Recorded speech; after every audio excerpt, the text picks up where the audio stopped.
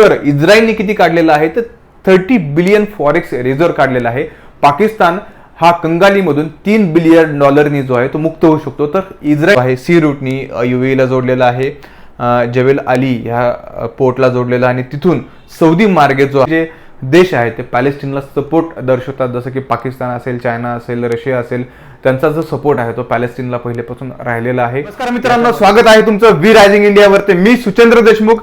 आज आपण जगातला सर्वात महत्त्वाची जी घडामोड चालू आहे ती बघणार आहोत. इस्रायल हमास या युद्धामुळे भारतावरती काय परिणाम होणार आहे, भारताचे बुडणार 4 लाख कोटी रुपये. काय आहे IMEC प्रोजेक्ट, IMEC एवढा महत्वाचा का आहे, या सर्व गोष्टींचा आढावा जो आहे तो आपण आजच्या या लेक्चरमध्ये घेणार आहोत. तत्पूर्वी पॉलिटिकल सायन्स आणि इंटरनॅशनल रिलेशन PSIR UPSC आणि MPSC यासाठी ऑप्शनल विषयांच्या बॅचेस वी अकॅडमी वरती चालू झालेले आहेत. तुम्हाला ऍडमिशन घ्यायचं असेल किंवा ऑप्शनल कुठला निवडायचा असेल तर तुम्ही वी अकॅडमीची तुरंत कॉन्टॅक्ट करू शकता किंवा खाली दिलेल्या या नंबरवरती तुम्ही संपर्क साधू शकता. पॉलिटिकल सायन्स आणि इंटरनॅशनल रिलेशन्स हा जो सब्जेक्ट आहे UPSC आणि MPSC साठी अत्यंत महत्त्वाचा असा ऑप्शनल सब्जेक्ट आहेत.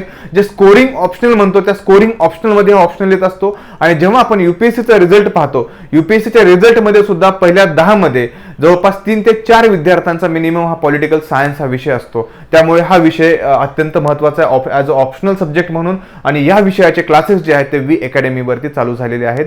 लवकरात लवकर तुम्ही या क्लासेससाठी एनरोल करू शकता खाली दिलेल्या नंबरवरती संपर्क करून. आपण पाहणार आहोत की G20 ही जी समिट झालेली, भारताने G20चं यशस्वीरित्या जे आहे ते आयोजन केलं होतं.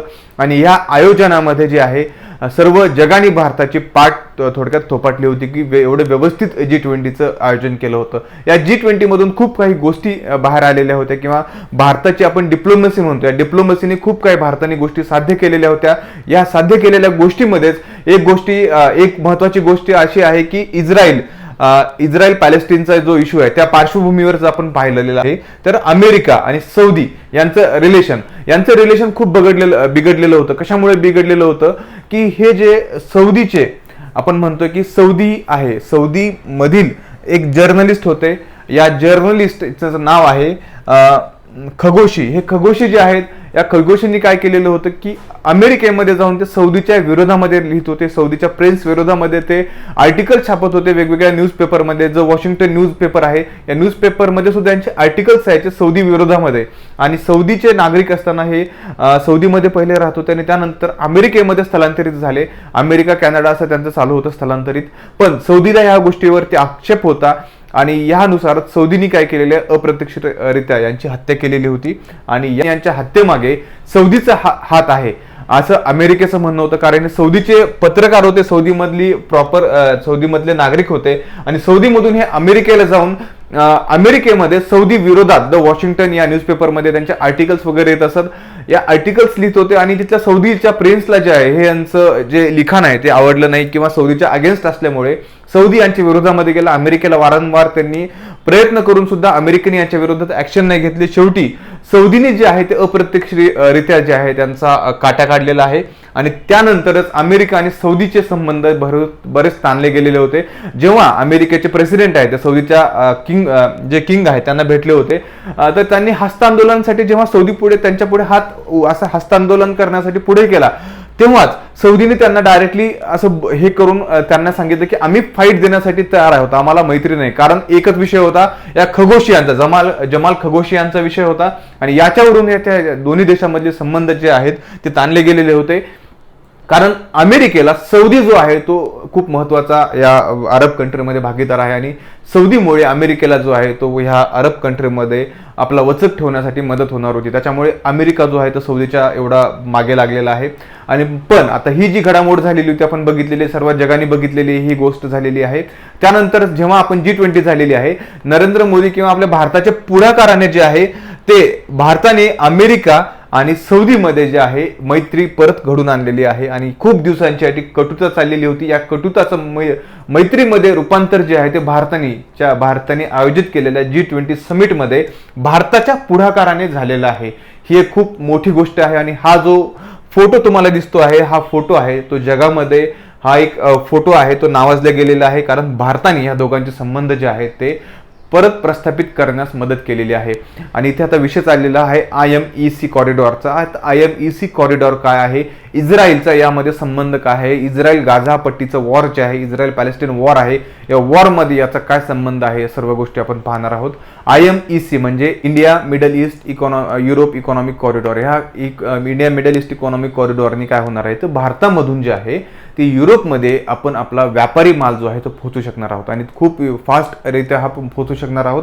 यासाठी G20चं फलित म्हणून हा एक आपण कॉरिडॉर आपण बघू शकतो की हा जो कॉरिडॉर आहे तो मुंबई आणि गुजरात मार्गे, गुजरातचे कांडला पोर्ट आहे आणि मुंबईचं नावाशेवा पोर्ट आहे, ह्या पोर्टद्वारे हा जो आहे सी रूटनी UAEला जोडलेला आहे, जबेल अली ह्या पोर्टला जोडलेला आणि तिथून सौदी मार्गे जो आहे तो इस्रायल मार्गे हा जो आहे तो ग्रीसमध्ये युरोपला कॉरिडॉर जाणार आहे.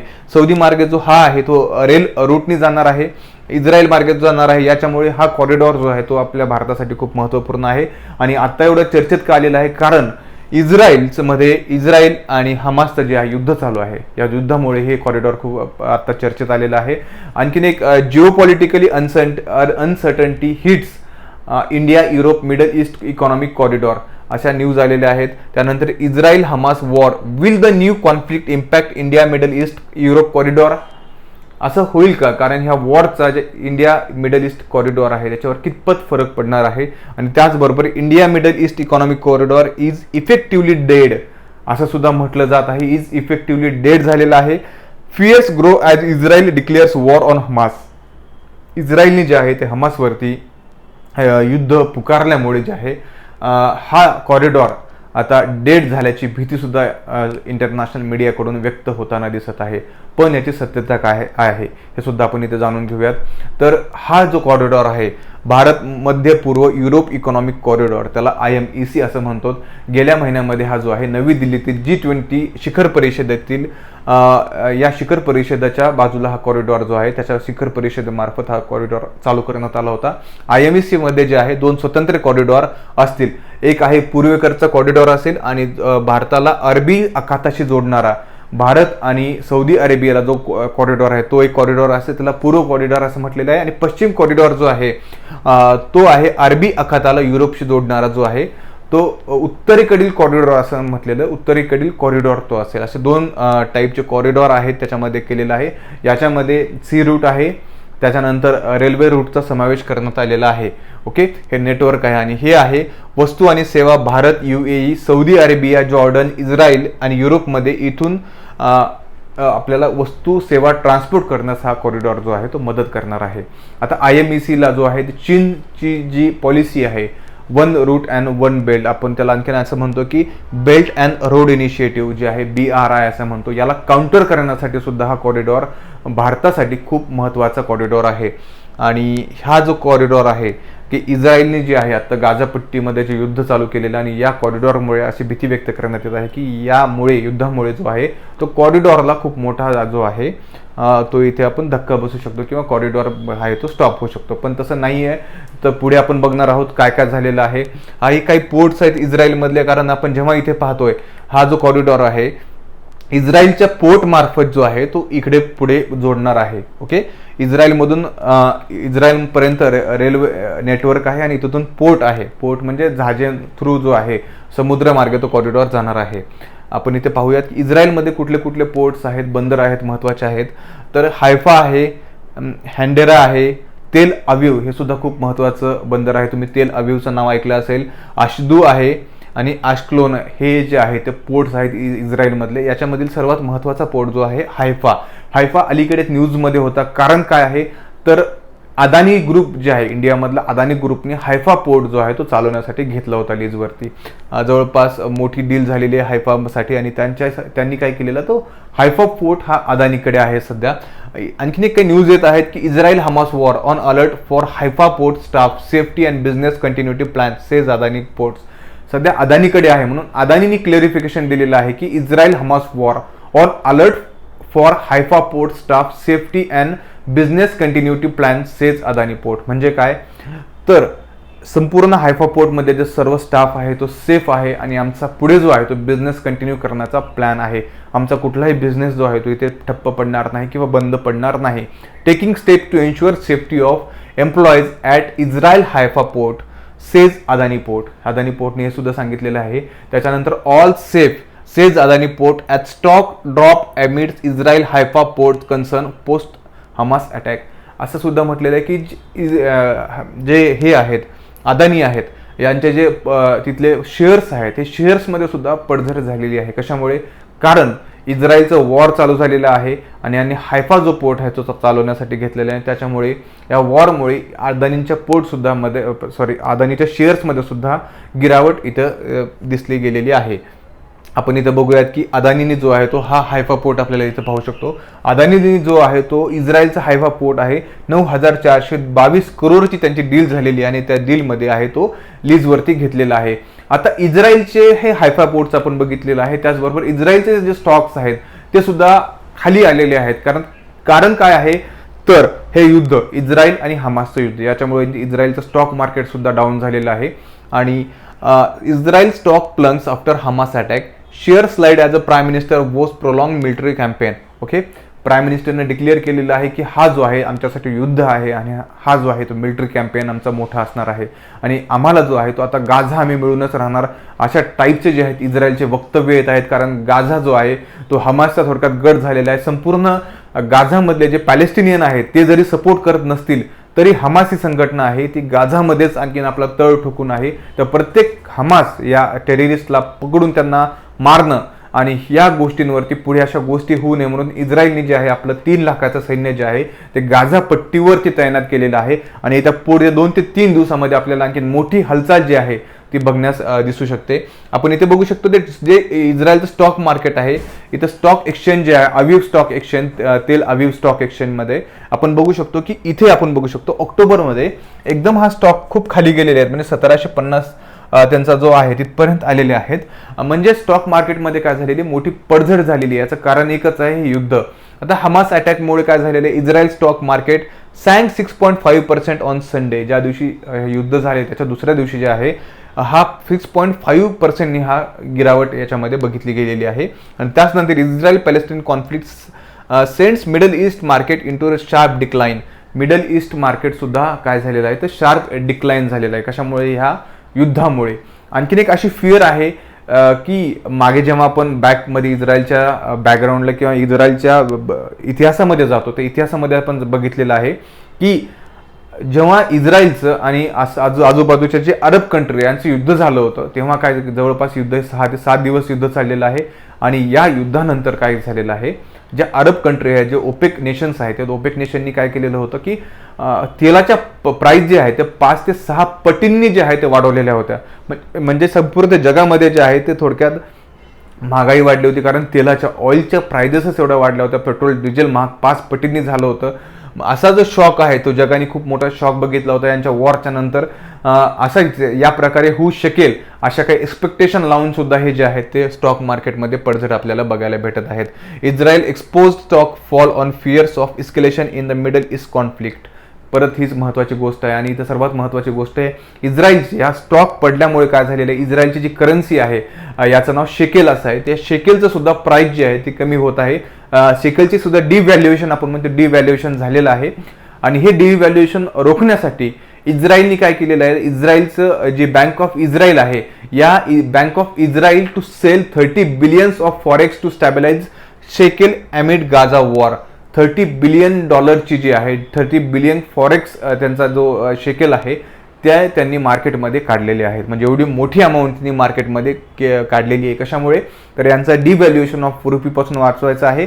आणि जे स्टॉक आहे इस्रायलचा जो स्टॉक खाली जात आहे स्टॉक मार्केटमध्ये जात आहे इस्रायलला जगाला हे दाखवायचं नाही की वॉर पासून इस्रायलला कुठलाही इकॉनॉमिक क्रायसिस येणार नाही हे इस्रायलला स्पष्ट करायचं आहे. त्याच्यामुळे 30 बिलियन ऑफ फॉरेक्स त्यांचा रिझर्व्ह जो आहे तो इस्रायलच्या बँक ऑफ इस्रायलने जे आहे तो मार्केटमध्ये काढलेला आहे.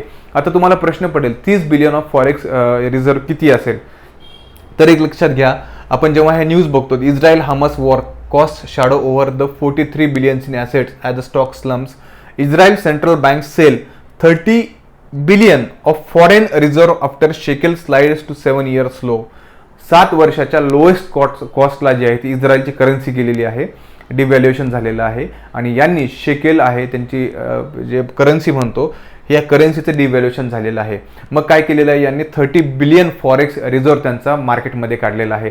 आता तुम्हाला इथं फरक दिसू शकतो की 30 बिलियन म्हणजे किती आहेत. तर एक लक्षात घ्या, जेव्हा आपण पाकिस्तान मला कम्पेअर करून बघूयात. Pakistan has to repay 2.4 billion of external डेप्ट इन जुलै 2023. पाकिस्तानला जवळपास 2.5 बिलियन एक्सटर्नल डेप्टची गरज होती. कशासाठी? जी आपण पाकिस्तानमध्ये दिवाळखोरी बघत आहोत. पाकिस्तान जे सगळीकडे सगळ्या नेशनकडे जात आहे, कटोरा घेऊन भीक मागत आहे, की IMF कडे जाऊन भीक मागत आहे पाकिस्तान, की आम्हाला जे आहे तेवढे $3 बिलियन द्या. तेवढे डॉलर दिल्याच्या नंतर आम्ही कर्जमुक्त होऊ आणि आमचा देश व्यवस्थित चालेल. अख्खा एवढं पाकिस्तान जी पैसे मागत आहे त्याची एक्सटर्नल डेप्थ जी आहे ती किती आहे तर 2.3 बिलियन सुद्धा नाही, 2.44 बिलियन आहे. म्हणजे आपण गृहीत धरू $3 बिलियन. तर इस्रायलने किती काढलेलं आहे तर 30 बिलियन फॉरेक्स रिझर्व्ह काढलेला आहे. पाकिस्तान हा कंगालीमधून $3 बिलियन जो आहे तो मुक्त होऊ शकतो. तर इस्रायलनी बघा इथं 30 बिलियन फॉरेक्स रिझर्व्ह आहे त्यांचा, तो मार्केटमध्ये उतरवला आहे. म्हणजे विचार करू शकता इस्रायल ही किती पॉवरफुल कंट्री आहे आणि ह्या कंट्रीनी आहे ती एवढा त्यांचा पैसा जो आहे तो मार्केटमध्ये ओतला आहे. कशामुळे? कारण एकच आहे, डिव्हॅल्युएशन ऑफ शेकेलचं रोखायचं आणि दुसरं जे आहे तर स्टॉक मार्केटची पडझड जी आहे ती रोखायची आहे. आणि यामुळे जगाला हा संदेश द्यायचा आहे की आम्ही जरी युद्ध करत असोल तर आमच्या ह्या युद्धामुळे आमच्या अर्थव्यवस्थेवर कुठलाही परिणाम झाला नाही. याच्यामुळे काय होईल तर इस्रायलमधून जी फॉरेन इन्व्हेस्टमेंट आलेली आहे ही इन्व्हेस्टमेंट तिथेच राहील आणि इस्रायलचं स्टॉक मार्केट आहे ते स्टेबल राहील. ह्या गोष्टी इस्रायलला दाखवायच्या आहे जगाला. Israel Palestinian war impact on stock market, crude oil prices and gold movement. Israel Hamas war 14 Indian stocks with the Israel connection. आता हा कनेक्शन जे इस्रायलचं आहे, HPCL, BPCL वगैरे या ज्या कंपन्या आहेत, गव्हर्नमेंट एडेड कंपन्या आहेत, यांचं सुद्धा डायरेक्टली कनेक्शन आहे या इस्रायलशी. इस्रायल हमास वॉरची 14 आपल्या स्टॉक मार्केटमध्ये एक्सचेंज लिस्टेड कंपन्या आहेत. या कंपन्याचं डायरेक्ट कनेक्शन जे आहे ते इस्रायलची आहे. म्हणून इस्रायलचे जेव्हा करन्सी डिव्हॅल्युएशन होईल, इस्रायलचे जेव्हा स्टॉक मार्केट डिव्हॅल्युएशन होईल, ऑटोमॅटिकली त्याचा परिणाम कुठे होईल तर भारताच्या ह्या स्टॉक मार्केटवरमध्ये होईल. आणि भारताचं स्टॉक मार्केट आपण आता मागच्या 2-3 दिवसामध्ये पाहिलं असेल, या वॉरमुळे सुद्धा भारताच्या स्टॉक मार्केटमध्ये थोडीशी मंदी आलेली आहे. हे आपण इथं बघू शकतो.